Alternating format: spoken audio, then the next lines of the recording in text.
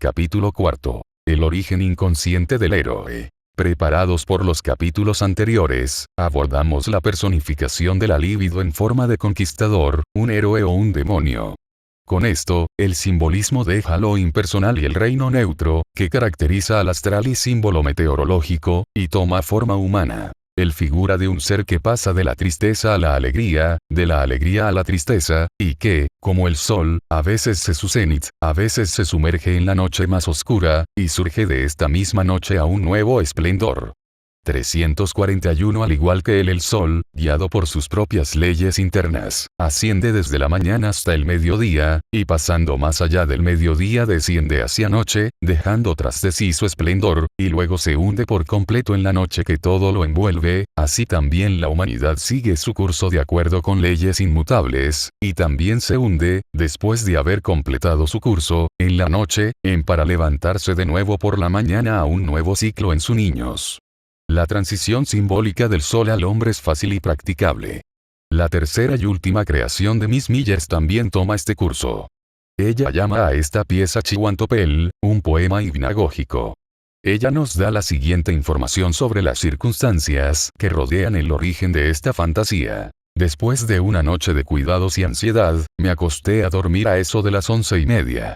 Me sentía emocionado e incapaz de dormir. 192. Aunque estaba muy cansada. No había luz en la habitación. Yo cerré los ojos, y entonces tuve la sensación de que algo estaba a punto de suceder. Llegó la sensación de una relajación general sobre mí, y permanecí lo más pasivo posible. Aparecieron líneas ante mis ojos, chispas y espirales brillantes, seguidas de un caleidoscopio revisión de sucesos triviales recientes. El lector lamentará conmigo que no podamos saberlo la razón de sus preocupaciones y ansiedades. Habría sido de gran importancia para que lo que sigue tenga información en este punto. Esta laguna en nuestro conocimiento es la más deplorable porque, entre el primer poema de 1898 y el tiempo de la fantasía del que aquí hablamos, 1902, han pasado 4 años enteros. Falta toda la información en este período, durante el cual el gran problema seguramente sobrevivió en el inconsciente. Es posible que esta carencia haya sus ventajas en que nuestro interés no se desvía de la aplicabilidad universal de la fantasía aquí producida por simpatía con respecto a la suerte personal del autor. Por lo tanto, se obvia algo que a menudo impide el analista en su tarea diaria, de apartar la mirada del tedioso trabajo de detalle a esa relación más amplia que revela cada conflicto neurótico que se involucra con el destino humano como un entero. La condición descrita por el autor aquí corresponde a tal como suele preceder a un sonambulismo intencional. 342, descrito a menudo por los médiums espiritistas. Un cierto inclinación a escuchar estas voces nocturnas bajas debe asumirse. De lo contrario, tan fino y apenas perceptible las experiencias internas pasan desapercibidas. Reconocemos en esta escucha, una corriente de la libido que conduce hacia adentro. 193, y comienza a fluir hacia un mundo aún invisible, misterioso gol. Parece que la libido ha descubierto de repente un objeto en las profundidades del inconsciente que poderosamente lo atrae. La vida del hombre, volcada enteramente a lo externo por naturaleza, no permite ordinariamente tal introversión. Por lo tanto, hay que conjeturar una cierta excepcionalidad, es decir, la falta de objetos externos, que obliga al individuo a buscar un sustituto para ellos en su propia alma. Es, sin embargo, difícil imaginar que el mundo rico se ha vuelto demasiado pobre para ofrecer un objeto, el amor a los átomos humanos. Ni el mundo y que los objetos sean responsables de esta falta. Ofrece un sinfín de oportunidades para todos. Es más bien la incapacidad al amor que roba a la humanidad sus posibilidades. Este mundo está vacío solo para el que no entiende cómo dirigir su libido hacia los objetos, y hacerlas vivas y bellas para él. Para la belleza no reside en las cosas, sino en el sentimiento de que danles. Aquello que nos obliga a crear un sustituto para nosotros mismos no es la falta externa de objetos, pero nuestra incapacidad de incluir amorosamente una cosa fuera de nos. Ciertamente, las dificultades de las condiciones de la vida y las adversidades de la lucha por la existencia oprimirnos, pero incluso las situaciones externas adversas no impedir la emisión de la libido. Por el contrario, nos impulse a los mayores esfuerzos, por medio de los cuales llevar toda nuestra libido a la realidad. Dificultades reales por sí solas nunca podrá forzar la libido a retroceder de forma permanente hasta el punto de dar lugar, por ejemplo, a una neurosis. El conflicto, que es la condición de toda neurosis, 194 falta. La resistencia, que se opone a su falta de voluntad a la voluntad, la única que tiene el poder de producir esa introversión patógena, que es el punto de partida de todas las perturbaciones psicógenas. La resistencia contra amar produce la incapacidad de amar. Al igual que lo normal, la libido es comparable a una corriente constante que vierte sus aguas amplias en el mundo de la realidad, por lo que la resistencia, dinámicamente considerado, es comparable, no tanto a una roca que se eleva en el lecho del río que se inunda o rodeados por la corriente, como a un flujo retrógrado hacia la fuente. Una parte del alma desea lo externo objeto. Otra parte, sin embargo, se remonta a lo subjetivo mundo, donde los aireados y frágiles palacios de la fantasía llama. Se puede suponer el dualismo de la voluntad humana por la que Bleuler, desde el punto de vista psiquiátrico de vista, ha acuñado la palabra ambigüedad 343 como algo generalmente presentes, teniendo en cuenta que incluso el impulso motor más primitivo está en oposición. Como por ejemplo, en el acto de extensión, los músculos flexores también se inervan. Esta ambigüedad normal, sin embargo, nunca conduce a una inhibición o prevención del acto previsto, sino que es el requisito previo indispensable por su perfección y coordinación. Por una resistencia perturbando a este acto que surge de esta armonía de oposición finamente afinada, un más o menos anormal se necesitaría en uno u otro lado. La resistencia se origina a partir de este tercio agregado. 344. Esto también se aplica a la dualidad de la voluntad, de la que nacen tantas dificultades. Levántate por la humanidad. El tercio anormal libera la pareja de los opuestos, que normalmente están más íntimamente unidos, 195, y provoca su manifestación en forma de tendencias. Es sólo así que se convierten en dispuestos y la falta de voluntad, que interfieren entre sí. El Bhagavad Gita dice: sé libre de los pares de opuestos. 345. La armonía se convierte así en desarmonía. No puede ser mi tarea aquí investigar de dónde viene lo desconocido. Surge la tercera, y lo que es tomado en la raíz en el caso de nuestros pacientes, el complejo nuclear Freud, se revela como el problema del incesto. Lo sexual, la regresión de la libido a los padres, aparece como la tendencia al incesto. La razón por la que este camino es tan fácil de recorrer se debe a la enorme indolencia de la humanidad, que renunciará a ningún objeto del pasado, sino que lo mantendrá firme para siempre. El sacrílego atrasamiento del que Nietzsche habla se revela, despojado de su cobertura de incesto, como una detención pasiva original de la libido en su primer objeto de la infancia. Esta indolencia es también una pasión, ya que la Rochefoucauld 346 lo ha expresado brillantemente. De todas las pasiones, la que menos nos es conocida, indolencia, es la más ardiente y maligna de todas, aunque su violencia puede ser insensible, y los daños que causa puede estar oculto. Si consideramos su poder con atención, procura que se haga, en todas las ocasiones, dueña de nuestros sentimientos, de nuestros intereses y de nuestros placeres. Es el ancla, que tiene la facultad de detener los buques más grandes. Es una calma más peligroso para los asuntos más importantes que las rocas y lo peor tempestad. El reposo de la indolencia es un encanto secreto del alma que de repente detiene las persecuciones más ardientes y las más firmes resoluciones. Finalmente, para dar la verdadera idea de esta pasión, uno debo decir que la indolencia es como una bienaventuranza del alma que la consuela de todas sus pérdidas y ocupa el lugar de todas sus posesiones. 196. Esta peligrosa pasión, que pertenece por encima de todas las demás a hombre primitivo, aparece bajo la peligrosa máscara de la símbolo del incesto, del que el miedo al incesto debe expulsarnos y que debe ser conquistada, en primer lugar, bajo la imagen de la Madre Terrible. 347. Es el madre de innumerables males, entre los cuales no son los menores problemas neuróticos. Porque, sobre todo de las nieblas de las remanentes detenidos de la libido, surgen las fantasmagorías dañinas que velan de tal manera la realidad que la adaptación se convierte en casi imposible. Sin embargo, no investigaremos ninguna más adelante en este lugar los cimientos de las fantasías del incesto. La sugestión preliminar de la concepción del problema del incesto puede ser suficiente.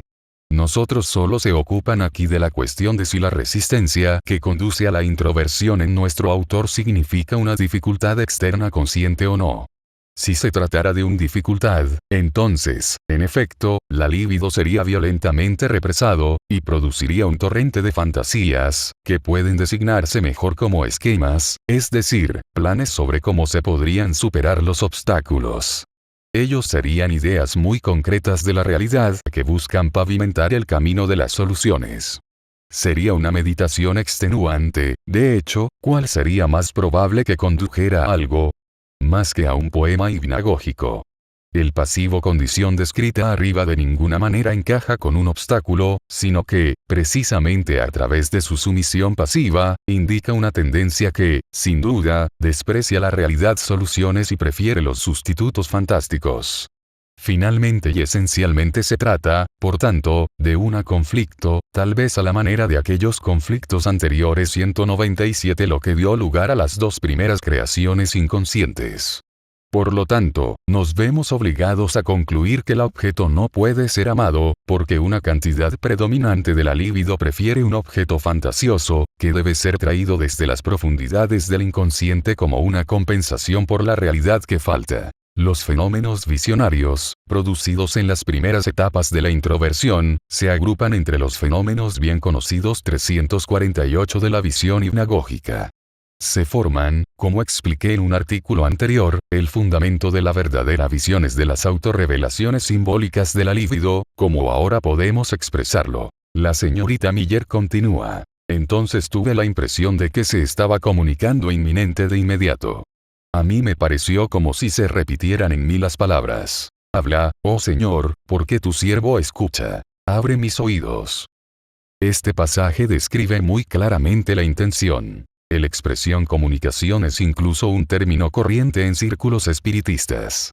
Las palabras bíblicas contienen una clara invocación o oración, es decir, un deseo, lívido, dirigido hacia la divinidad, el complejo inconsciente.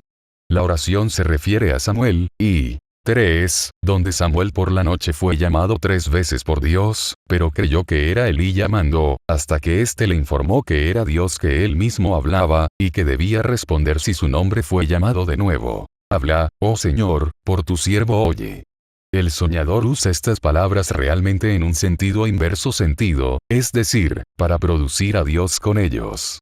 198 Con eso dirige sus deseos, su líbido, hacia las profundidades de su inconsciente. Sabemos que, aunque los individuos están muy separados por las diferencias en los contenidos de su conciencia, son muy parecidos en su psicología inconsciente. Es una impresión significativa para alguien que trabaja en psicoanálisis práctico cuando se da cuenta de lo uniforme que son los típicos complejos inconscientes. La diferencia es lo primero surge de la individualización. Este hecho da a una parte de la Schopenhauerian filosofías, una profunda justificación psicológica. 349 El mismo la uniformidad evidente del mecanismo inconsciente sirve para como fundamento psicológico de estos puntos de vista filosóficos. El inconsciente contiene los restos diferenciados de las funciones psicológicas anteriores superadas por el individuo diferenciación. La reacción y los productos de la psique animal son de una uniformidad generalmente difusa y solidez, que, entre los hombres, puede descubrirse aparentemente solo en trazas. El hombre aparece como algo extraordinario individual en contraste con los animales. Esto podría ser un tremendo engaño, porque tenemos la tendencia apropiada a reconocer siempre solo la diferencia de las cosas. Esto es exigido por la parte psicológica adaptación que, sin la más mínima diferenciación de las impresiones, sería absolutamente imposible. En oposición a esta tendencia tenemos siempre la mayor dificultad para reconocer en sus relaciones comunes las cosas en las que estamos ocupados todos los días vida. Este reconocimiento se vuelve mucho más fácil con cosas que están más alejadas de nosotros. Por ejemplo, 199 es casi imposible para un europeo diferenciar los rostros en una muchedumbre china, aunque los chinos acaban de formaciones faciales tan individuales como las de los europeos, pero la similitud de su extraña expresión facial es mucho más evidente para el espectador remoto que sus diferencias individuales. Pero cuando vivimos entre los chinos, entonces la impresión de su uniformidad desaparece cada vez más, y finalmente los chinos se convierten también en individuos. La individualidad pertenece a las realidades condicionales, que están muy sobrevalorados teóricamente debido a su importancia práctica. No pertenece a los que mayoritariamente general claro y, por lo tanto, universalmente intrusivo hechos sobre los que debe fundarse principalmente una ciencia. El contenido individual de la conciencia es, por lo tanto, el objeto más desfavorable e imaginable para la psicología, porque ha velado lo universalmente válido hasta convertirse en irreconocible. La esencia de la conciencia es el proceso de adaptación que tiene lugar de la manera más detalles minuciosos. Por otro lado, el inconsciente es el generalmente difusa, que no solo une a los individuos entre sí a la raza, sino que también los une hacia atrás con los pueblos del pasado y su psicología. Así, el inconsciente, superando al individuo en su generalidad, es, en primer lugar, el objeto de una verdadera psicología, que afirma no ser psicofísico. El hombre como individuo es un fenómeno sospechoso, el derecho de cuya existencia desde el punto de vista biológico natural seriamente impugnada, porque, a partir de desde el punto de vista, el individuo no es más que un átomo de raza, y solo tiene un significado como constituyente de masas. La ética 200 punto de vista, sin embargo, da al ser humano un individuo tendencia a separarlo de la masa, la cual, en el curso de los siglos, condujo al desarrollo de la personalidad, de la mano con la que se desarrolló el héroe y ha conducido al culto individualista moderno de los personajes. Los intentos de la teología racionalista de aferrarse al Jesús personal como el último y el más precioso remanente de la divinidad que se ha desvanecido más allá el poder de la imaginación corresponde a esta tendencia. A este respecto, la Iglesia Católica Romana era más práctica, porque satisfacía la necesidad general del héroe visible, o al menos históricamente creído, a través del hecho de que ella colocó en el trono de adoración a un Dios del mundo, pequeño pero claramente perceptible, el Papa Romano, el Pater Patrum, y al mismo tiempo el Pontifex Maximus del Dios superior o interno invisible. La demostrabilidad sensual de Dios apoya naturalmente el proceso religioso de introversión, porque el ser humano figura facilita esencialmente la transferencia, ya que no es fácil imaginar algo amable o venerable en un ambiente espiritual. Ser. Esta tendencia, presente en todas partes, ha sido secretamente conservada en la teología racionalista con su Jesús insistió históricamente en. Esto no significa que los hombres amaban al Dios visible. Lo aman, no como Él es, porque no es más que un hombre, y cuando los piadosos quisieron amar a la humanidad, podrían ir a su prójimo y a sus enemigos para amarlos. La humanidad desea amar en Dios solo sus ideas, es decir, las ideas que proyectan en Dios. Con eso quieren amar a su inconsciente, es decir, ese vestigio de la humanidad antigua y de los siglos de antigüedad 201 pasado en todas las personas, es decir, la propiedad común dejada atrás de todo desarrollo que se da a todos a los hombres, les gusta la luz del sol y el aire. Pero al amar esta herencia aman lo que es común a todos. Así se vuelven a la madre de la humanidad, es decir, al espíritu de la raza, y recobrar de esta manera algo de esa conexión y de esa misteriosa e irresistible poder que es impartido por el sentimiento de pertenencia a la manada. Es el problema de Anteo, que conserva su gigantesca fuerza solo a través del contacto con madre naturaleza. Este repliegue temporal en uno mismo, lo cual, como ya hemos visto, significa una regresión a el vínculo infantil con el padre, parece actuar favorablemente, dentro de ciertos límites, en su efecto sobre la vida psicológica condición del individuo. En general, es de esperar que los dos mecanismos fundamentales de la psicosis, transferencia e introversión, son para una amplia métodos extremadamente apropiados de reacción normal contra los complejos. La transferencia como medio de evasión de lo complejo a la realidad. Introversión como medio de desprenderse de la realidad a través de lo complejo. Después de habernos informado sobre el propósito de la oración, estamos preparados para escuchar más acerca de la visión de nuestro soñador. Después de la oración, la cabeza de una esfinge con un tocado egipcio apareció, solo para desaparecer rápidamente. Aquí el autor estaba perturbado, así que por un momento despertó. Esta visión recuerda la fantasía de la estatua egipcia antes mencionada, cuyo gesto rígido está aquí completamente en su lugar como un fenómeno de la llamada categoría funcional. La luz 202. Las etapas de la hipnosis se designan técnicamente como engourdecimiento, endurecimiento. La palabra esfinge en todo el mundo civilizado significa lo mismo que el enigma. Una criatura desconcertante que propone adivinanzas, como la esfinge de Edipo, de pie en el portal de su destino como una proclamación simbólica de lo inevitable. La esfinge es una representación semiteriomórfica de esa madre imagen que puede ser designada como la terrible madre, de la que se encuentran muchos rastros en la mitología. Esta interpretación es correcta para Edipo. Aquí él se abre la pregunta. Se planteará la objeción de que nada, excepto la palabra esfinge, justifica la alusión a la esfinge de Edipo. A causa de la falta de materiales subjetivos, que en el texto de Miller son totalmente a falta de esta visión, una interpretación individual también quedarían excluidos. La sugerencia de una fantasía egipcia parte primero, capítulo I, es totalmente insuficiente para ser empleado aquí. Por lo tanto, nos vemos obligados, si queremos aventurarnos en una comprensión de esta visión, para dirigirnos, tal vez de una manera demasiado atrevida, a la etnográfica disponible material bajo el supuesto de que el inconsciente de el hombre de hoy acuña sus símbolos, como se hacía en la mayoría de los pasado remoto. La esfinge, en su forma tradicional, es mitad humana, criatura medio animal, que debemos, en parte, interpretar en la forma que sea aplicable a tales fantasías productos. Se dirige al lector a las deducciones. En la primera parte de este volumen se abordan las representaciones estereomórficas de la libido. De esta manera de la representación es muy familiar para el analista, a través de 203 los sueños y las fantasías de los neuróticos, y de los hombres. El impulso se representa fácilmente como un animal, como un toro, un caballo, un perro, etc. Uno de mis pacientes, que tenía relaciones cuestionables con las mujeres, y que iniciaron la tratamiento con el temor, por así decirlo, de que seguramente prohibirle sus aventuras sexuales, soñé que yo, su médico, muy hábilmente clavó en la pared un extraño animal, mitad cerdo, mitad cocodrilo. Los sueños pululan por tales representaciones estereomórficas de la libido.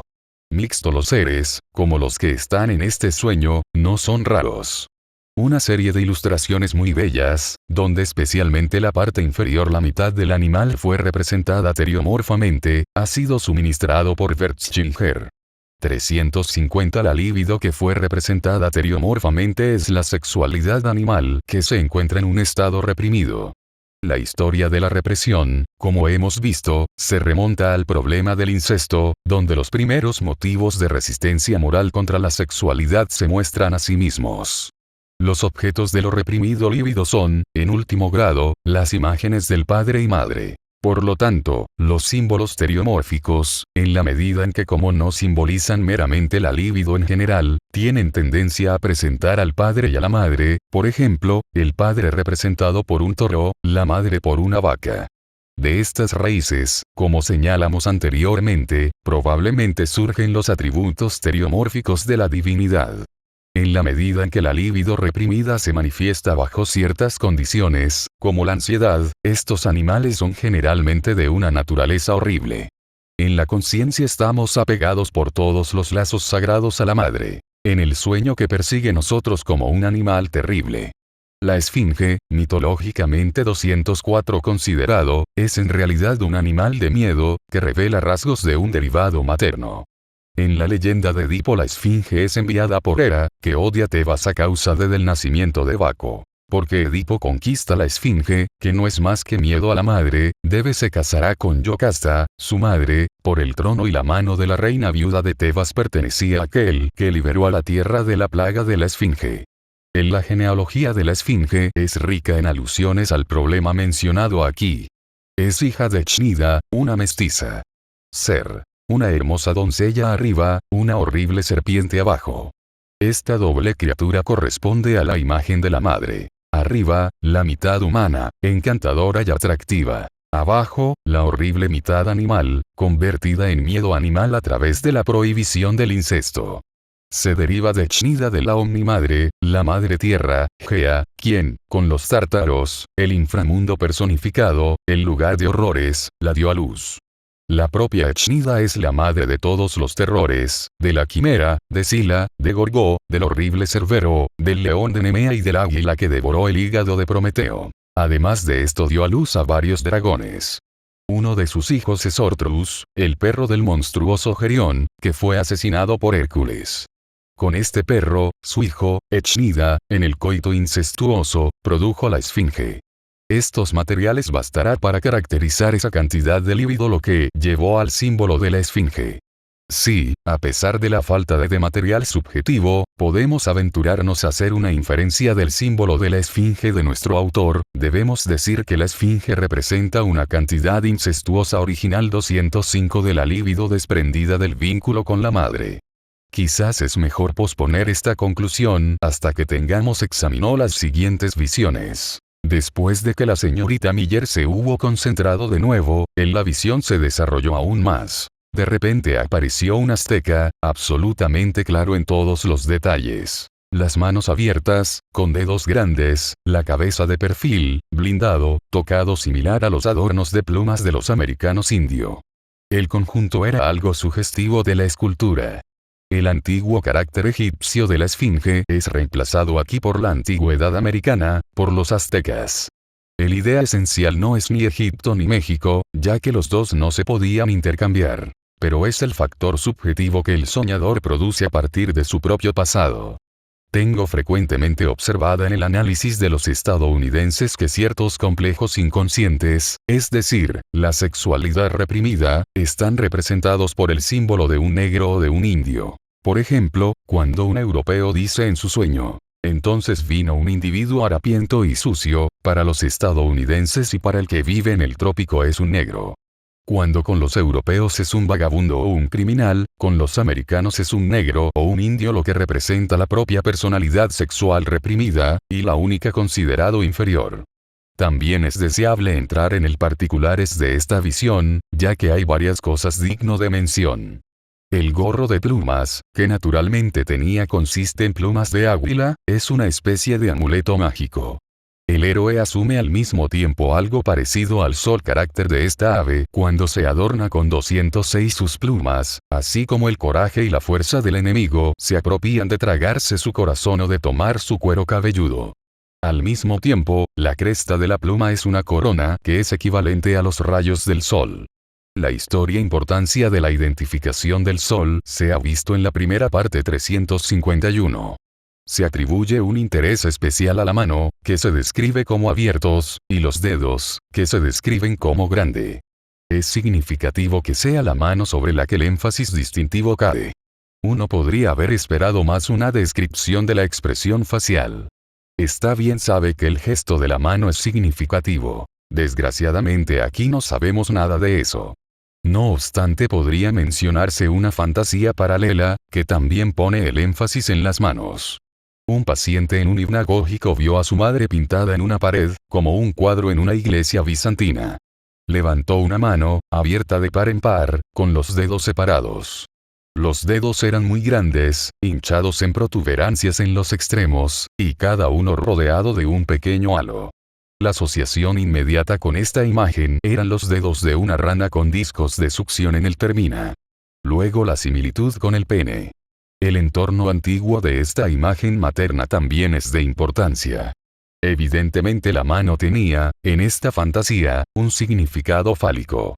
Esta interpretación fue confirmada por otra muy notable fantasía del mismo paciente. Vio algo como un cohete voláceo que asciende desde la casa de su madre mano, que al examinarla más de cerca, se convierte en un pájaro brillante con alas doradas, un faisán dorado, como entonces ocurre a su mente.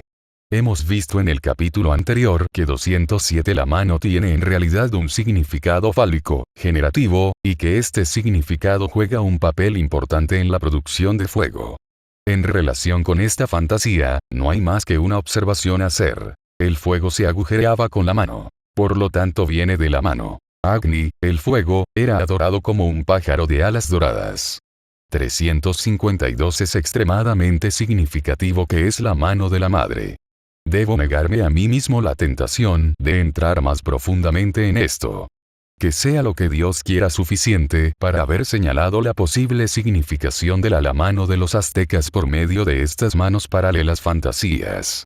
Hemos mencionado a la madre de manera sugestiva con la esfinge. El azteca ocupando el lugar de la esfinge señala, a través de su sugestiva mano, el paralelismo fantasías en las que la mano fálica pertenece realmente a la madre. Del mismo modo, nos encontramos con un entorno antiguo en fantasías paralelas. El significado de la antigüedad, que la experiencia ha demostrado que es el símbolo de lo infantil, es confirmada por la señorita Miller a este respecto en la anotación a sus fantasías, pues dice: en mi infancia, me interesé especialmente por los fragmentos aztecas y en la historia del Perú y de los incas.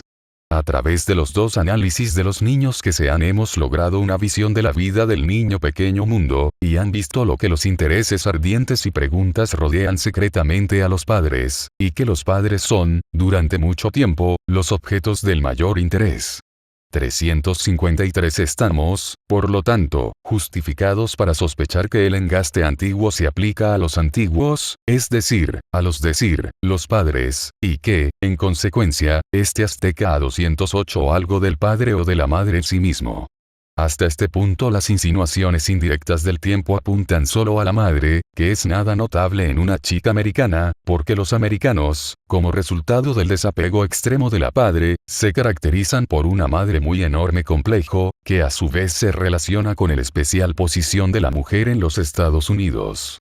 Esta posición provoca una masculinidad especial entre las mujeres capaces, lo que fácilmente hace posible la simbolización en un masculino figura. 354. Después de esta visión, la señorita Miller sintió que se formaba un nombre poco a poco, que parecía pertenecer a este azteca, el hijo de un inca del Perú. El nombre es Quihuantopel. Como insinuó el autor, algo similar a esto pertenecía a sus reminiscencias infantiles. El acto del nombre es, como el bautismo, algo sumamente importante para la creación de una personalidad, porque, desde la antigüedad veces, se le ha atribuido un poder mágico al nombre, con la cual, por ejemplo, se puede conjurar. Conocer el nombre de alguien significa, en mitología, tener poder sobre aquel. Como es bien sabido, por ejemplo, mencionó el cuento de hadas de Rumpelstiltskin. En un mito egipcio, Isis roba al dios del sol Re de forma permanente de su poder, obligándolo a decirle su verdadero nombre. Por lo tanto, dar un nombre significa dar poder, invierte con una personalidad definida. 355 El autor observó, en cuanto al nombre en sí, que le recordaba muy gran parte del impresionante nombre de Popocatépetl, un nombre que pertenece a los recuerdos inolvidables de la escuela, y, a la mayor indignación del paciente, muy a menudo surge 209 en un análisis en un sueño o fantasía y trae consigo ese mismo viejo chiste que uno escuchaba en la escuela, se contaba a sí mismo y más tarde se olvidó de nuevo. Aunque uno podría dudar considerar esta broma impía como de importancia psicológica, aún así, uno debe indagar por la razón de su existencia. También hay que plantear, como contrapregunta, ¿por qué siempre es así? Popocatépetl y no el vecino Iztaccíhuatl, o el aún más alto e igual de claro Orizaba. Este último tiene ciertamente, el más bello y el más fácilmente pronunciado nombre. El Popocatépetl impresiona por su onomatopéyica nombre. En inglés la palabra es Topop-Povgun, lo que aquí se considera como onomatopeya. En alemán las palabras son Interpommern, Pumpernickel, bomba, petarde, lepet igual flato. El alemán frecuente la palabra popo, podex, no existe en español, pero el flato se designa como defecar en el habla infantil. El acto de defecar a menudo se designa como reventar. Un nombre en broma para la parte posterior es el trasero. La caca también significa la parte trasera de un barco. En francés, puff. Es onomatopéyico. Pouffer igual platzen, explotar, la poupe igual parte trasera del barco, le poupard igual el bebé en brazos, la poupée igual muñeca. Poupon es un nombre cariñoso para un niño con cara de gordito. En el pop holandés, el pupe alemán y del latín pupis igual muñeca. En plauto, sin embargo, también se usa bromeando para la parte posterior del cuerpo. Pupus significa niño. Púpula igual niña, pequeña doye. La palabra griega designa un crujido, chasquido o soplido sonido. Se usa para besar. Por Teócrito también de la asociación ruido de soplido de flauta. Los paralelismos etimológicos muestran una notable relación entre la parte de la 210 el cuerpo en cuestión y el niño. Con esta relación mencionar aquí, solo para dejarlo caer de una vez, como esta pregunta reclamará nuestra atención más adelante. Uno de mis pacientes en su infancia siempre había conectado el acto de defecar con una fantasía de que eso era un volcán y se produjo una violenta erupción, explosión de gases y chorros de lava. Los términos para los sucesos elementales de la naturaleza son, originalmente nada poético. Pensamos, por ejemplo, en el bello fenómeno del meteoro, que el alemán en lenguaje más poco poético llama Sternschnuppe, la mecha humeante de una estrella. En ciertos países sudamericanos los indios llaman a la estrella fugaz la orina de las estrellas. De acuerdo con el principio de la menor resistencia, las expresiones se toman de la fuente más cercana disponible. Para ejemplo, la transferencia de la expresión metonímica de orinar como schiffens, a llover. Ahora bien, parece ser muy oscuro porque lo místico figura de Chihuantopel, a quien la señorita Miller, en una nota, se compara con el espíritu de control del medium espiritista, se encuentra en un vecindario de tan mala reputación que su naturaleza, nombre, fue puesta en relación con esta parte particular del cuerpo. Con el fin de entender esta posibilidad, debemos darnos cuenta de que cuando producimos a partir del inconsciente, el primero en ser engendrado, es el infantil material perdido en la memoria. Por lo tanto, hay que el punto de vista de aquella época en la que este niño el material todavía estaba en la superficie. Si ahora un muy honrado objeto se relaciona en el inconsciente con el ano, entonces uno debe concluir que se trataba de una alta valoración 211 expresada por la misma. La cuestión es solo si esto corresponde a la psicología del niño. Antes de que entrando en esta cuestión, hay que decir que el anal la región está estrechamente relacionada con la veneración. Uno piensa en las fases tradicionales del gran mogol. El cuento oriental dice lo mismo de los caballeros cristianos, que se ungieron con los excrementos del papa y cardenales para hacerse temibles. Un paciente que se caracteriza por una veneración especial porque su padre tenía la fantasía de que ella había visto a su padre sentarse en el inodoro de manera digna, y la gente al pasar lo saludó efusivamente. 357 La asociación de las relaciones anales no excluyen de ninguna manera una alta valoración o estima, como lo demuestran estos ejemplos, y como se ve fácilmente visto desde la íntima conexión de las heces y el oro. 358 Aquí lo más insignificante entra en la relación más estrecha con los más valiosos. Esto también sucede en la religión valoraciones. Descubrí, en ese momento para mi gran asombro, que un paciente joven, muy educado religiosamente, representado en sueños al crucificado en el fondo de un maceta de cámara de flores azules, es decir, en forma de excrementos. El contraste es tan enorme que hay que suponer que las valoraciones de la infancia deben ser, en efecto, muy diferente a la nuestra. Esta es en realidad la verdad. Niños llevar al acto de la defecación y los productos de esta una estima y un interés 359 que más tarde solo es posible a los hipocondríacos. No comprendemos este interés hasta que aprendemos que el niño se conecta muy temprano con ella una teoría de la propagación. 360 La afluencia de la libido probablemente explica el enorme interés que despierta este acto. El 212 niño ve que esta es la forma en que se produce algo, en el que algo sale. El mismo niño de quien informé en el pequeño folleto Über Konflikte der Kindlichen Seele, y que tenía un anal bien desarrollado teoría del nacimiento, como el pequeño Hans, a quien Freud dio a conocer a nosotros, más tarde contrajeron la costumbre de permanecer mucho tiempo en el retrete. Una vez que el padre se impacientó, fue al baño y gritó: «¡Sal de ahí! ¿Qué eres haciendo?». Con lo cual la respuesta vino de adentro: «Una carreta y 2 ponis». El niño estaba haciendo una carreta y 2 ponis, es decir, cosas que en ese momento ella deseaba especialmente. De esta manera, uno puede hacer lo que uno desea, y la cosa hecha es la cosa deseada. El niño desea fervientemente una muñeca o, en el fondo, para un niño de verdad. Es decir, el niño practicado para su futura tarea biológica, y en el camino en que todo en general se produce, él hizo el muñeca 361 como representante del niño o de la cosa deseada en general. 362, de un paciente que tengo aprendió una fantasía paralela de su infancia. Había una grieta en la pared. Fantaseaba con que de esta grieta salía un hada y presentaba con todo lo que ella deseaba. El locus es conocido por ser el lugar de los sueños donde mucho fue deseado y creado que más tarde ya no sería sospechoso de tener este lugar de origen. Un fenómeno patológico. La fantasía que aquí se impone nos la cuenta Lombroso 363 acerca de dos artistas locos. Cada uno de ellos se consideraba a sí mismo Dios y el gobernante del mundo. Crearon o produjeron el mundo haciéndolo salir del recto. 213. Al igual que el huevo de las aves, se origina en el canal de huevos. Uno de estos dos artistas estaba dotado de una verdadera sentido. Pintó un cuadro en el que estaba en el acto de creación. El mundo salía de su ano. El membrum estaba en plena erección. Estaba desnudo, rodeado por las mujeres, y con todas las insignias de su poder.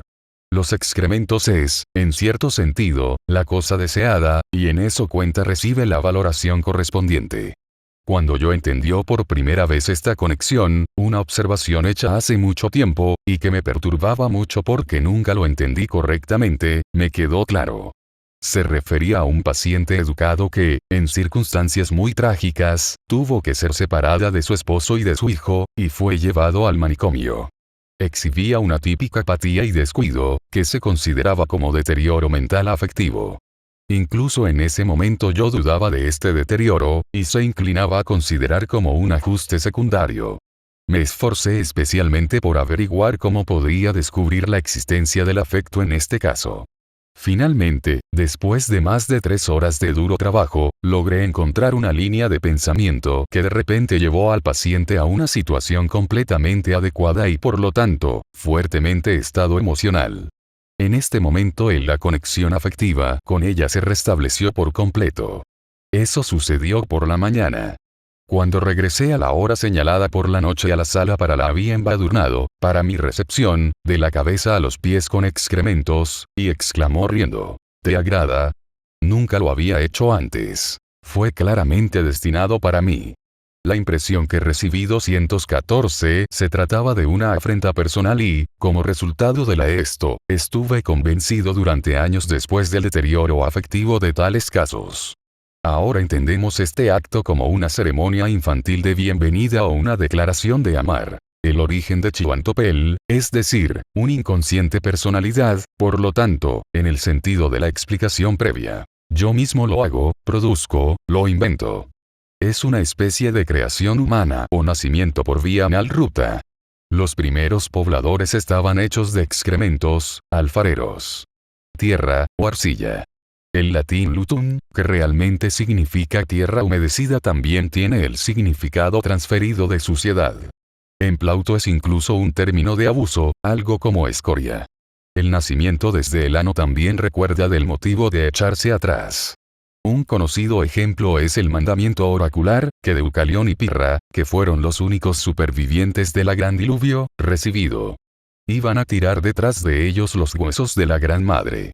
Luego tiraron detrás esas piedras, de las que surgió la humanidad. Según una tradición, los Dactili de una manera similar surgieron de polvo, que la ninfa Anchea le arrojó tras de sí. Allí también tiene un significado humorístico asociado a los productos anales. Los excrementos a menudo se consideran en el humor como monumento o memorial, que desempeña un papel especial parte con respecto al criminal en forma de grumnusmerda. Todo el mundo conoce la historia humorística del hombre quien, conducido por el espíritu a través de pasajes laberínticos hasta un tesoro escondido, después de haberse despojado de todas sus vestiduras, depositó excrementos como último puesto de guía en su camino. 215. En un pasado más lejano, un signo de este tipo poseía como gran significado como el estiércol de los animales para indicar la dirección tomada. Monumentos sencillos, piedrecita figuras, han ocupado el lugar de esta marca perecedera. Es digno de notar que la señorita Miller cita otro caso, donde un hombre se inmiscuyó de repente, paralelo a la emergiendo a la conciencia de Chihuantopel, a saber, a Amarramá, con la sensación de que se trataba de algo asirio. 364 Como posible fuente de esto, ocurrieron a ella Asurabama, que hizo ladrillos cuneiformes. 365 Esos documentos imperecederos hechos de barro. Los monumentos de la historia más antigua. Si no se enfatizara que los ladrillos son cuneiformes, entonces podría significar ambiguamente ladrillos en forma de cuña, que es más sugestiva de nuestra interpretación que la del autor. La señorita Miller comenta que además del nombre Asurabama también pensó en Asuero o Asbero. Esta fantasía conduce a un aspecto muy diferente el problema de la personalidad inconsciente. Mientras que el materiales anteriores nos traicionaban algo de lo infantil teoría de la creación, esta fantasía abre una mirada a la dinámica de la creación inconsciente de la personalidad. Asber es, como es bien sabido, el judío errante. Lo es caracterizada por interminables e inquietos vagabundeos hasta el fin del mundo. El hecho de que el autor haya pensado de este nombre en particular nos justifica seguir este camino. La leyenda de Asber, cuyos primeros vestigios literarios pertenecen al siglo XIII, parece ser de occidental origen, y pertenece a aquellas ideas que poseen una propiedad indestructible 216 energía vital. La figura del judío errante ha sufrido más elaboración literaria que la figura de Fausto, y casi toda esta obra pertenece a la última siglo. Si la figura no se llama Asber, todavía está ahí bajo otro nombre, tal vez como conde de Saint-Germain, el misterioso Rosacruz, cuya inmortalidad estaba asegurada, y cuya residencia temporal, la tierra, fue igualmente conocidos. 366 Aunque las historias sobre Asber no puede remontarse antes del siglo XIII, la tradición oral puede remontarse considerablemente además, y no es imposible que un puente hacia el oriente existe. Existe la figura paralela de Chidr, o Al-Chadir, el siempre joven Chidr celebrado en Canción de Ruekert. La leyenda es puramente islámica. Sin embargo, la peculiaridad es que Chidr no es solo un santo, pero en los círculos sufíes 367 se eleva incluso a la significación divina. En vista del severo monoteísmo del Islam, uno se inclina a pensar en Chidr como un árabe preislamita divinidad que difícilmente sería reconocida oficialmente por la nueva religión, pero podría haber sido tolerada en la política pozo. Pero no hay nada que lo demuestre. La primera rastros de Chidr se encuentran en los comentarios de el Corán, el Buchari y el Tabarei en un comentario a un pasaje notable de la Sura 18 del Corán. La Sura 18 se titula La caverna, es decir, después de la cueva de los 7 durmientes, quienes, según la leyenda, durmió allí durante 309 años, y así escapó de la persecución, y despertó en una nueva era. Se cuenta su leyenda en la Sura 18, y diversas reflexiones fueron asociados a ella. La idea de cumplimiento de deseos de la leyenda 217 está muy claro. El material místico para ello es lo inmutable modelo de la trayectoria del Sol. El Sol se pone periódicamente, pero no muere. Se esconde en el vientre del mar o en una cueva subterránea, 368 y por la mañana nace de nuevo, íntegro. El idioma en el que este suceso astronómico está vestida es de un claro simbolismo. Vuelve el sol en el vientre de la madre, y después de algún tiempo es de nuevo nacer. Por supuesto, este evento es propiamente un incestuoso acto, del cual, en la mitología, aún se conservan claras huellas, no es la menor de las cuales es la circunstancia de que los dioses moribundos y resucitados son los amantes de ellos mismos madres o se han generado a sí mismas a través de sus propias madres. Cristo como el Dios hecho carne ha generado él mismo a través de María. Mitra ha hecho el mismo. Estos dioses son inconfundibles dioses del sol, porque el San también lo hace, con el fin de renovarse de nuevo. Naturalmente, no debe suponerse que la astronomía llegó primero y estas concepciones de los dioses después. El proceso estaba, como siempre, invertida, y hasta es cierto que la primitiva amuletos mágicos de renacimiento, bautismo, usos supersticiosos de todo tipo, concerniente a la curación de los enfermos, etc., proyectado a los cielos. Estos jóvenes nacieron de la caverna, el vientre de la madre tierra, como los dioses del sol, en una nueva era, y esta fue la forma en que vencieron muerte. Hasta aquí eran inmortales. Ahora es interesante para ver cómo llega el Corán, después de mucho tiempo ético contemplaciones en el curso de la misma sura, a las siguientes que es de especial importancia para el origen del mito de Chidr. Por esta razón, cito el Corán literalmente. 218 Recuerden cuando Moisés le dijo a su siervo: no me detendré hasta que llegue a la confluencia de los dos mares, o durante 80 años sigo viajando. Pero cuando llegaron a su confluencia olvidaron su pez, y se adentró en el mar a su antojo. Y cuando se fueron, Moisés dijo a su criado: tráenos nuestra comida de la mañana, porque ahora hemos incurrido en cansancio de este nuestro viaje. Él dijo: ¿qué te parece? Cuando reparamos a la roca para descansar, entonces en verdad olvidé el pez. Y nadie más que Satanás me hizo olvidarlo, para no mencionarlo. Y ha tomado su en el mar de una manera maravillosa. Él dijo: esto es lo que estábamos buscando. Así que ambos se fueron volver sobre sus pasos. Entonces encontraron a uno de nuestros siervos, a quien habíamos concedido nuestra misericordia, y a quien habíamos instruido con nuestro conocimiento. 369. Moisés le dijo: te seguiré para que me enseñes, para guiarte en lo que se te ha enseñado. Él dijo: en verdad, de ninguna manera puedes tener paciencia con mí. ¿Y cómo puedes ser paciente en los asuntos cuyo significado no comprendes? Trad. Roduel, página 188. Moisés acompaña ahora al misterioso siervo de Dios, que hace diversas cosas que Moisés no puede comprender. Finalmente, el desconocido se despide de Moisés, y habla de la siguiente manera: te preguntarán a Dul-Karnein, el de los dos cuernos. 370 Os voy a recitar un relato de él. En verdad, establecimos su poder sobre la tierra y le dimos un medio para lograr todos los fines, así que siguió su camino. Hasta que cuando llegó a la puesta del sol, lo encontró para establecerse en un bosque fangoso. Y poco a poco, encontró un pueblo. Ahora sigue una reflexión moral. A continuación, la narración continúa. 219 Luego siguió su curso hasta que llegó al lugar donde sale el sol. Si ahora queremos saber quién es el siervo desconocido de Dios, se nos dice en este pasaje que él es Dul-Karnein, Alejandro, el sol. Él va al lugar de puesta y va al lugar de la resurrección. El pasaje sobre el siervo de Dios desconocido se explica por los comentarios en una leyenda bien definida. El sirviente es Chider, el verde, el vagabundo incansable, que vaga por centenares y miles de años a través de tierras y mares, la maestro y consejero de hombres piadosos. El único sabio en conocimiento divino. El inmortal. 371 La autoridad de la Tabaria asocia a Chider con Dul-Karnein. Chider se dice que alcanzó la corriente de la vida como seguidor de Alejandro, y ambos, sin saberlo, habían bebido de él, de modo que se volvieron inmortales. Además, se identifica Chider por los antiguos comentaristas con Elías, que también hizo no muere, sino que fue llevado al cielo en un carro de fuego. Elías es Helios.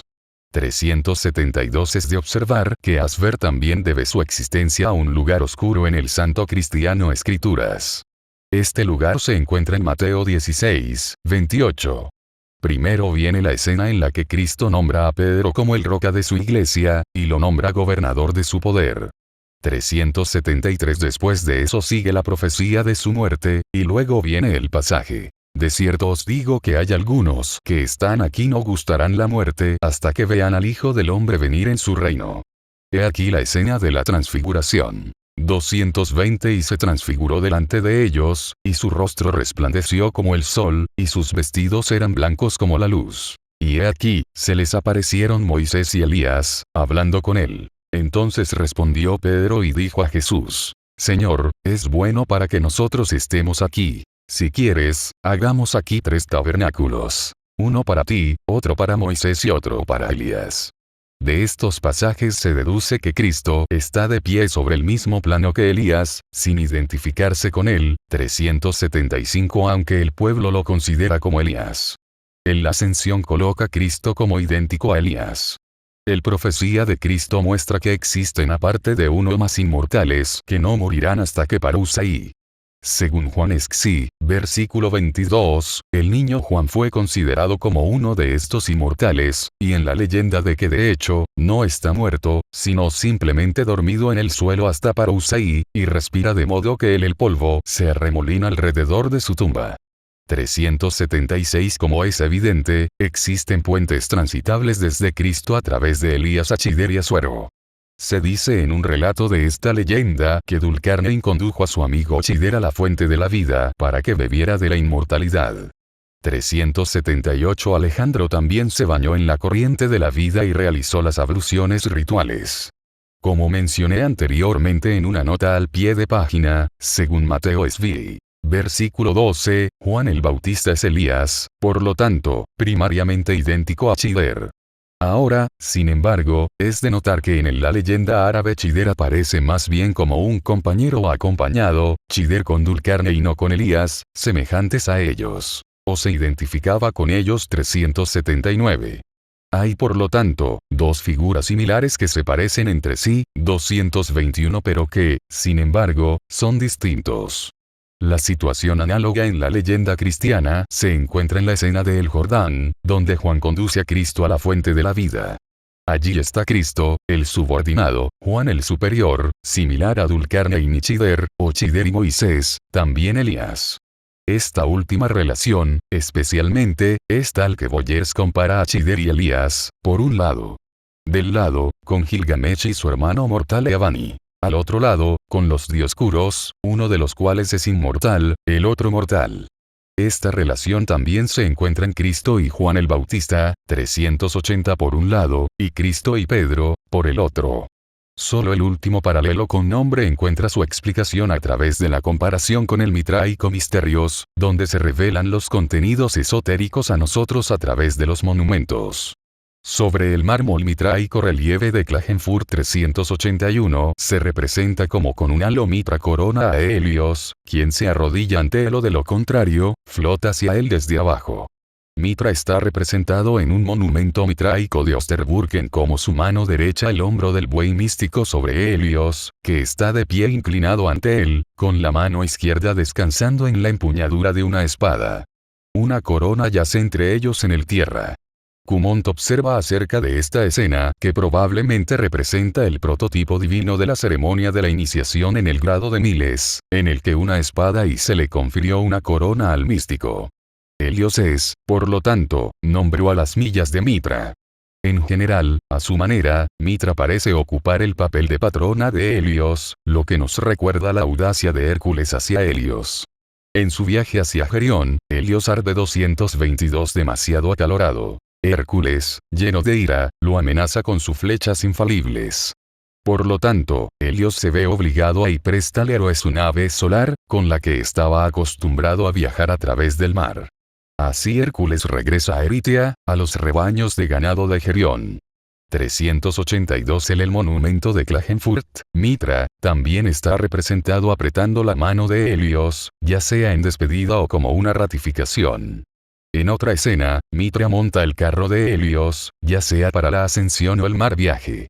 Cumont es de la opinión de que Mitra da a Helios una especie de investidura ceremoniosa y consagra con su divino poder, coronándolo con sus propias manos. Esta relación corresponde a la de Cristo a Pedro. Pedro, a través de su símbolo, el gallo, ha el carácter de un dios sol.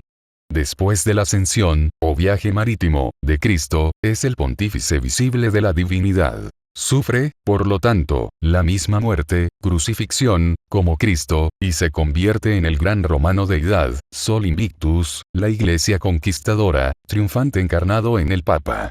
En la escena de Malco siempre se le muestra como el minuta de Cristo, a quien la espada es concedida, y como la roca sobre la que se asienta la iglesia se funda.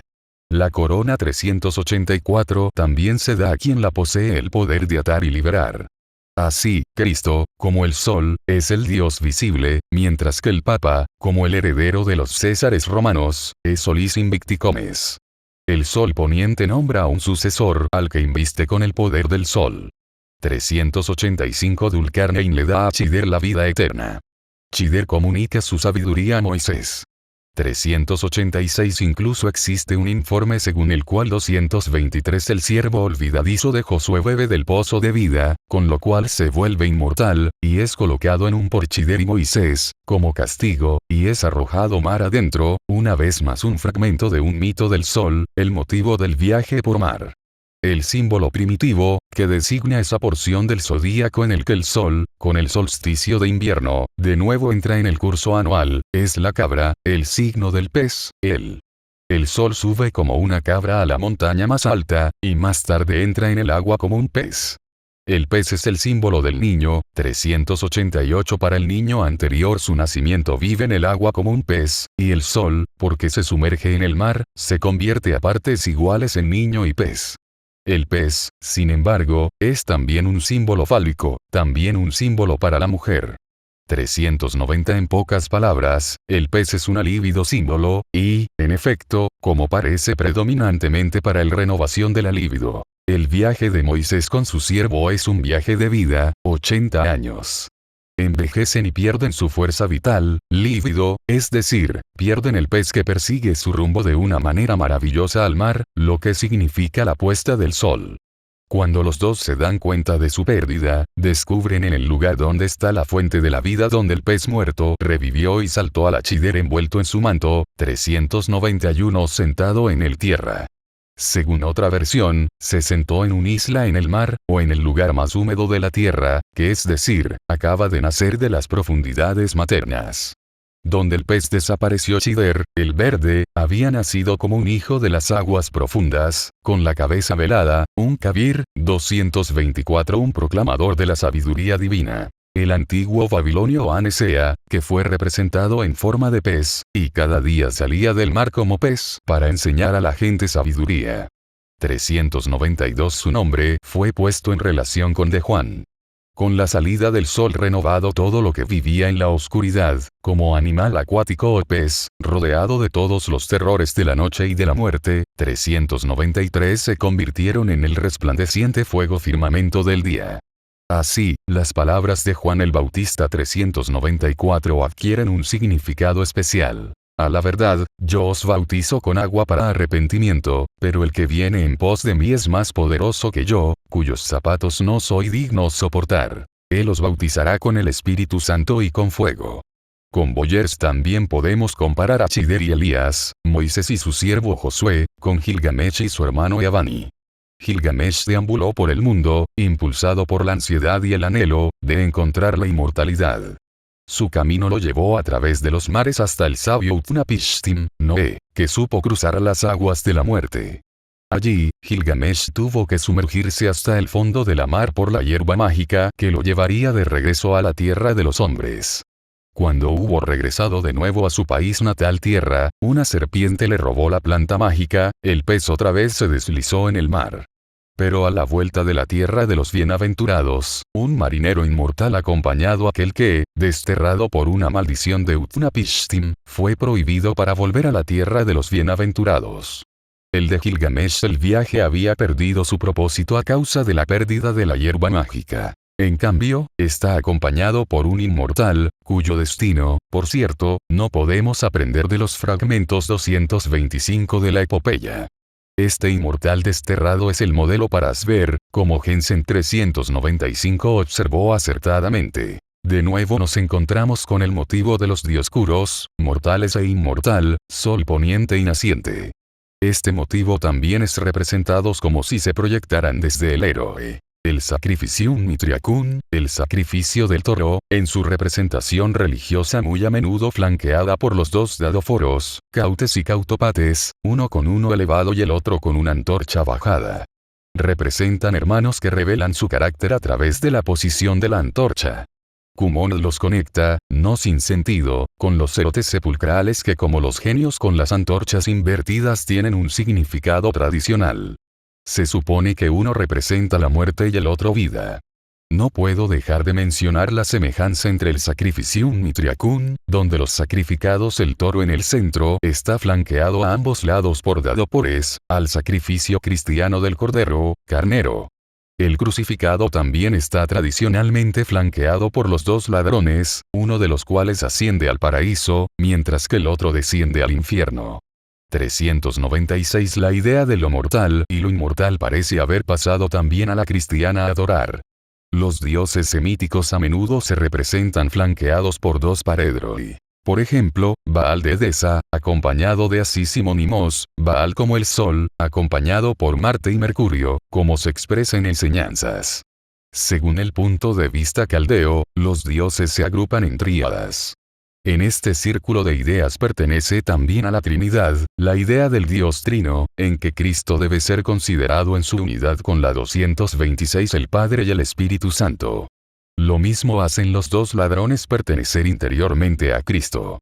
Los dos dóforos son, como Cumont señala, nada más que ramificaciones 397 del jefe figura de Mitra, a quien pertenece un misterioso trío carácter. Según un relato de Dioniso Areopagita, los magos celebraban un festival, 398-399. Una observación que también refiere a la Trinidad es hecha por Plutarco a propósito de Hormuzd. 400 En la Trinidad, como tres estados diferentes de la unidad, es también un pensamiento cristiano. En primer lugar, esto sugiere un mito del Sol. Una observación de Macrobio 1:18 parece apoye esta idea. Autematatum diversitates ad solem referuntur, ut parvulus videatur mali solstitio, qualema Egypti proferunt exadito dieserta, aqui noctio vernali figura juvenis ornatur. Postea statuitura tasejus plenissima effigie barba solstitio astivo, exunde per diminutiones velutis senescenti cuarta forma deus figuración.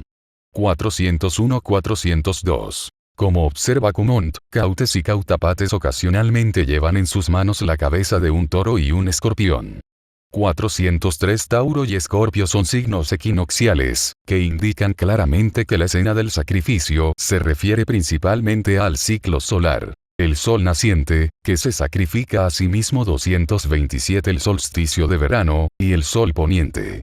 En el sacrificio escena, el símbolo del sol naciente y poniente era no es fácil de representar. Por lo tanto, esta idea fue eliminada de la imagen sacrificial. Hemos señalado anteriormente que los dioscuros representan una idea similar, aunque en una forma algo diferente. Un sol es siempre mortal, el otro inmortal.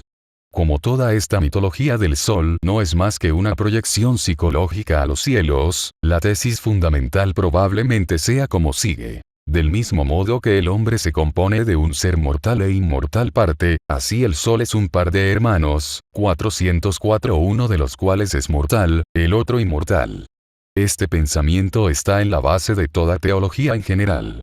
El hombre es, en efecto, mortal, pero no hay algunos que son inmortales, o hay algo en nosotros que es inmortal. Así, los dioses, Unchidero un St. Germain, son nuestra parte inmortal, que, aunque incomprensible, habita entre nosotros en alguna parte. La comparación con el sol nos enseña una y otra vez de nuevo que los dioses son lívido. Es esa parte de nosotros que es inmortal, ya que representa ese vínculo a través de que sentimos que en la carrera nunca nos extinguimos. 405 Es la vida de la humanidad.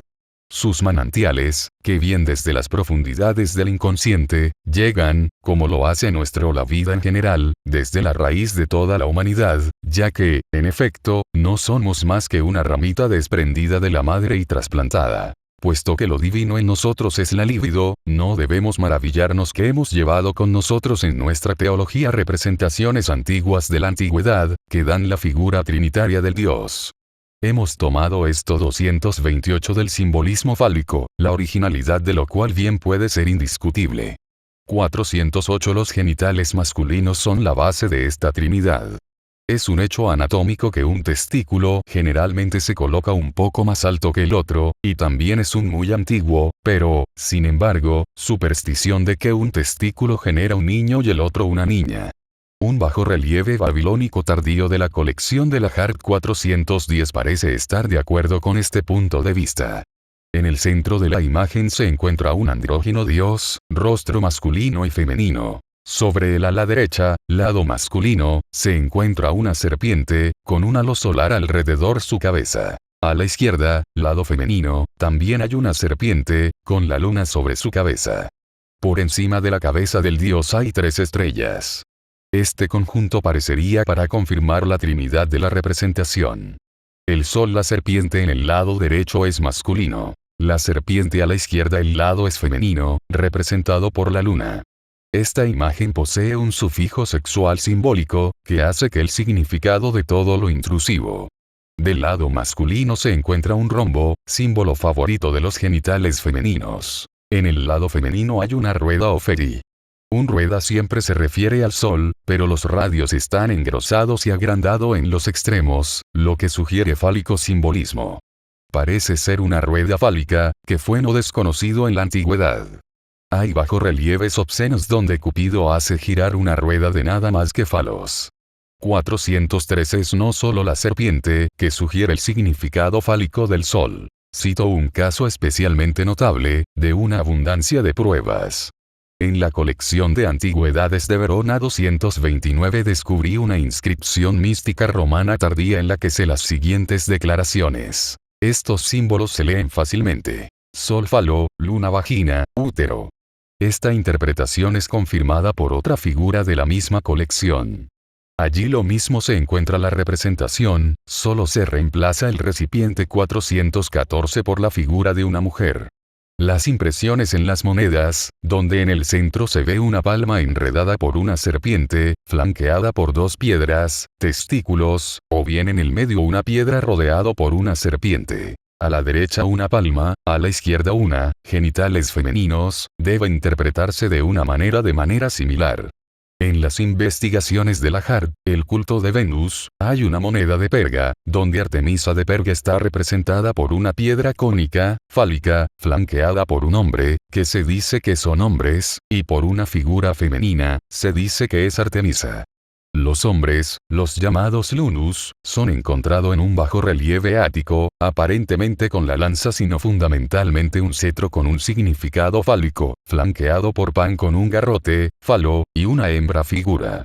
La representación tradicional del crucificado flanqueado por Juan y María está estrechamente asociado con este círculo de ideas, precisamente como es el crucificado con el ladrones. De aquí vemos cómo, al lado del Sol, ahí surge una y otra vez la comparación mucho más primitiva 230 de la libido con el falo. Un rastro especial todavía merece mención aquí. El dado por Cautapados, que representa a Mitra, también se representa con el gallo y la piña. Pero estos son los atributos de la dios frigio hombres, cuyo culto fue ampliamente difundido. Hombres se representaba con Píleo, 418 la piña y el gallo, también en forma de niño, al igual que los dadoforos figuras juveniles. Esta última propiedad nombrada los relaciona con los hombres a los Caviri. Los hombres tienen una conexión muy estrecha con Atis, el hijo y amante de Cibeles. En el tiempo de los Césares romanos, los hombres y los Atis fueron completamente identificados, como se indicó anteriormente. Eitis también lleva el Pileus como los hombres, Mitra y los dadoforos. Como el hijo y amante de su madre, nos conduce de nuevo a la fuente de esta libido de incesto creadora de religión, es decir, a la madre. El incesto conduce lógicamente a la castración ceremonial en el culto ático Cibeles, para el héroe, enloquecido por su madre, se mutila a sí mismo. Debo renunciar ahora profundizando en este asunto, porque el problema se discutirá al final. Deje que esta sugerencia basta con que, desde diferentes direcciones, el análisis del simbolismo de la libido siempre nos lleva de nuevo a la incesto materno. Por lo tanto, podemos conjeturar que el anhelo de la libido elevada a Dios, reprimida en el inconsciente, es una primitiva incestuosa que concierne a la madre. Renunciando a la virilidad a la primera amada, la madre, el elemento femenino se vuelve extremadamente predominante. De ahí la fuertemente andrógina carácter del Redentor moribundo y resucitado. Estos héroes son casi siempre vagabundos es un claro simbolismo. El vagabundeo es una representación de anhelo, del deseo siempre inquieto, que en ninguna parte encuentra su objeto, porque, sin saberlo, busca la madre perdida. La asociación errante hace que la comparación del Sol es fácilmente comprensible. Asimismo, bajo este aspecto, los héroes siempre se parecen al Sol errante, que parece justificar el hecho de que el mito del héroe es un mito del Sol.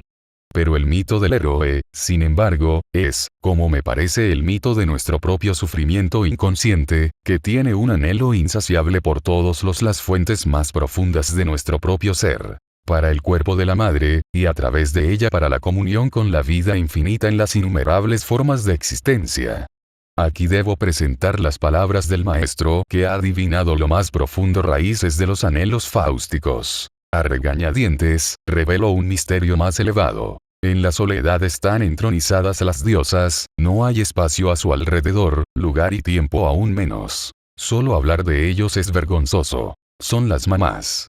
Diosas desconocidas para vosotros. Los mortales, nombrados por nosotros a regañadientes. Debes cavar en las profundidades más profundas para llegar a ellos. Es culpa tuya que les supliquemos por ayuda. ¿Dónde está el camino? De ninguna manera. A los inalcanzables, que no te pisen. Un camino hacia lo insuplicable, nunca hay que ser buscado. ¿Estás preparado? No hay cerraduras, ni pestillos que levantar. A través de interminables soledades serás arrastrado. ¿Te has atrevido a través de soledades y desiertos? 232 Y si hubieras nadado hasta el borde más lejano del océano, y allí contempló el espacio sin límites, todavía habías visto ola tras ola en movimiento, a pesar de que la fatalidad inminente te obligó. Habías visto algo, en la penumbra del berilo de mares tranquilos nadan los delfines deportivos. Había visto las nubes voladoras, el sol, la luna y la estrella. Nada verás en el vacío interminable a lo lejos, no oirás caer tus pasos, ni te encontrarás un lugar estable para descansar los pies. Toma esta llave. La llave olfateará el verdadero lugar de todos los demás. Síguelo. Te conducirá a las madres. Desciende, pues. También podría decir, ascender. Eran todos iguales. Escapar de lo creado a formas informes en espacios liberados. Disfruten cuanto tiempo antes de que esto se disipara. Allí se arremolina la prensa, como nubes sobre nubes que se despliegan. Luego, con el brazo estirado, balancea en alto la llave que sostienes. Al fin, un trípode resplandeciente 422 te dice esto. Que allí está el fondo más profundo. Su luz te mostrará entonces las madres, unos en sus asientos, los otros de pie o se van, a su propia voluntad. Formación, transformación, la eterna recreación de la mente eterna, las formas de todas las criaturas, las hay flotando libremente. No te verán. Porque solo ven espectros. Así que anímate, porque el peligro es grande. Ve al trípode antes de que dudes, y tócalo con la llave.